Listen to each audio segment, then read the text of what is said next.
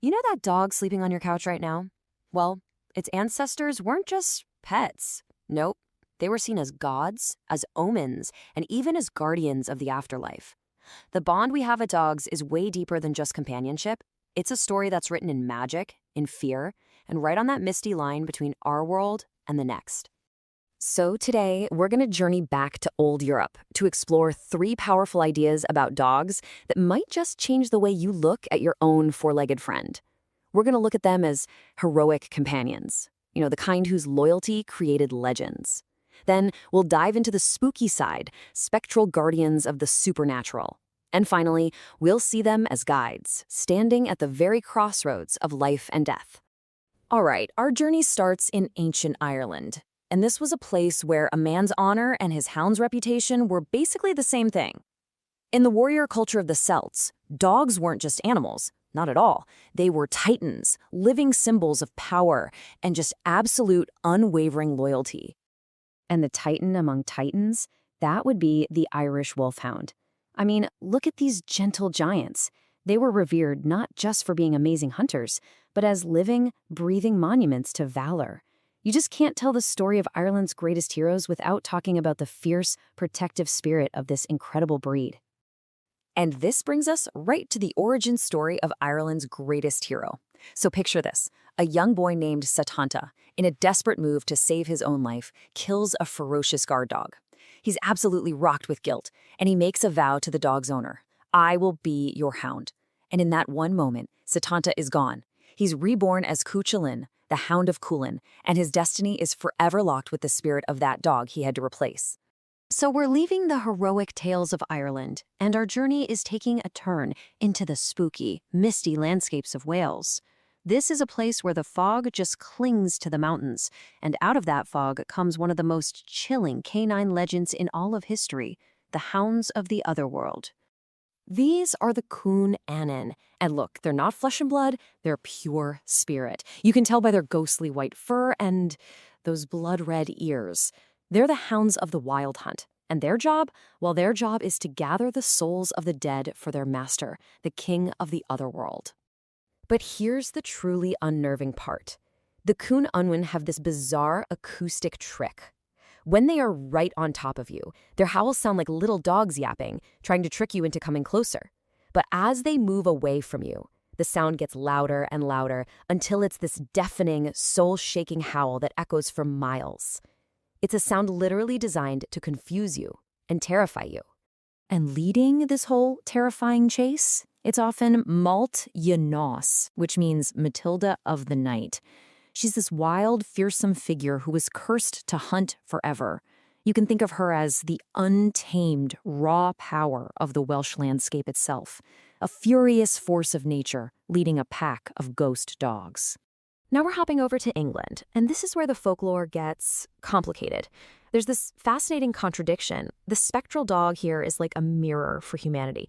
It reflects our deepest, darkest fears, and also our greatest hopes. It can be a terrifying demon, or it can be the most gentle protector you could imagine. Let's start with the terror, shall we? Meet Black Shuck, the demonic phantom of East Anglia. People said it was the size of a calf, with matted, shaggy black fur, and here's the most chilling part, a single glowing red eye, burning right in the middle of its forehead. And this isn't just some vague campfire story. The legend was cemented in 1577, when Shuck supposedly burst into a church during a thunderstorm, killed 2 people, and left scorch marks on the door that people say are still there today. But here's the twist. In other stories, he's a silent guardian, guiding lost travelers to safety. So what is he? A demon or a protector? The legend can't seem to make up its mind. But then, on the complete flip side, you have his benevolent counterpart from Somerset, the Gert dog. This phantom is all about pure protection. I mean, mothers in the area actually trusted this spirit to watch over their kids while they played, believing that if a child wandered off, the Gert dog would gently nudge them right back home. Okay, we're crossing the channel now over to continental Europe, specifically France and Germany. And this is where the spectral hound gets a bit more formal, you could say. It gets tangled up with the Christian church, seen as either a literal demon from hell or a sacred guardian of holy ground. One of the oldest written accounts we have of this comes from France, way back in the year 856. The story goes that inside a church, with the doors locked and barred, a massive black dog just materialized out of thin air. It terrified everyone as it silently paced up and down the aisle, like it was hunting for a sinner in the crowd. And this kind of fear led to a very grim tradition called the church grim. In parts of Germany and England, people believed the first soul buried in a new churchyard had to guard it for all eternity. So, to spare a human that fate, a dog was sometimes buried alive in the foundation.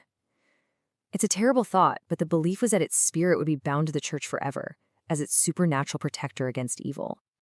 All right, for our last mythical stop, we're heading back across the water and going way up north to the wild, windswept moors of Scotland. Now, the spectral dog here is completely different. It isn't black, and it doesn't haunt graveyards. It's a creature of the wilderness itself, a phantom that's the color of the very land it protects.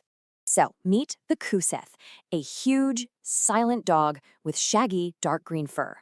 It's a fairy dog, a guardian of those thin places where the human world and the fairy world touch. It moves without making a sound, but its warning is unmistakable. It lets out 3 terrifying, booming barks, and if you hear that third bark, the fairies have already got you. So these are some great spooky stories, right? But why do they still matter today? Well, because these ancient myths are like the hidden software running our relationship with dogs. They are absolutely alive and well, shaping how we see our own pets every single day, whether we realize it or not. And this has some very real, modern consequences. Maybe you've heard of black dog syndrome. It's a well-known phenomenon in animal shelters where large black dogs are almost always the last to be adopted. It's totally possible that the shadow of Black Shock and the Church Grim still lingers in our subconscious, making us think scary before we've even given them a chance. You know, what this all comes back to is the incredible spiritual importance our ancestors placed on being loyal to dogs. For the ancient Celts, a person's identity and their dog's identity were woven together.